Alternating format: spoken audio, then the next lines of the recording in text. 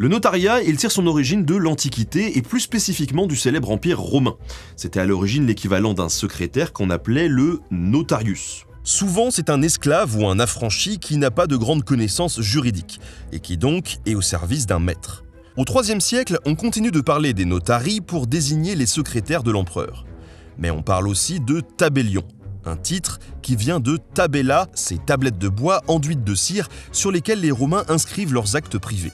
Et à l'époque, c'est entièrement faux.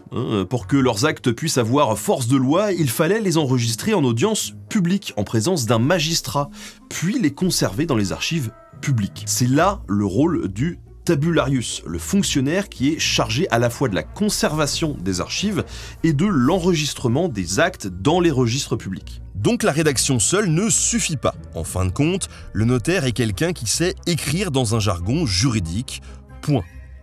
Et puis, à mesure que l'Empire romain commence à s'effondrer, l'organisation administrative se délite et les tabellions disparaissent.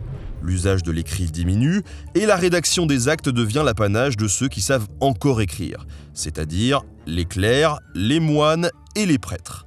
L'Église, quoi. C'est au Haut Moyen-Âge, plus précisément au IXe siècle, sous Charlemagne, qu'apparaissent enfin les proto-notaires, les ancêtres directs de notre notariat actuel. Logiquement, du XIIIe au XVe siècle, ce notariat se diffuse partout. Il se perfectionne aussi. Le vocabulaire devient de plus en plus technique et des actes spécifiques sont créés. Par exemple, le testament, créé pour régler un et un seul cas de figure, apparaît à cette époque. L'acte notarié devient ainsi la solution à tous les problèmes. Les paroles s'envolent, mais les écrits restent. Tout ça fait que la profession s'harmonise peu à peu. Du XVIe au XVIIIe siècle, on voit de moins en moins de différences entre notaires du sud et du nord du royaume. Et au XVIIe siècle, tous ces notaires bien organisés donnent à leur confrérie une nouvelle, ou plutôt une ancienne devise. Le fameux « Ce que nous écrivons fait loi ». Mais la révolution de 1789 vient transformer le petit monde notarial. Par exemple, lorsque les États généraux sont convoqués, on attribue un costume aux représentants du tiers-État. Or, certains d'entre eux sont des notaires de province. Très vite, ce fameux costume se démocratise chez tous les notaires de la capitale et d'ailleurs. Et c'est encore lui que le notaire porte aujourd'hui lorsqu'il doit prêter serment devant le tribunal de grande instance de Paris. Depuis 2005, le monde notarial a entamé sa grande migration vers le digital.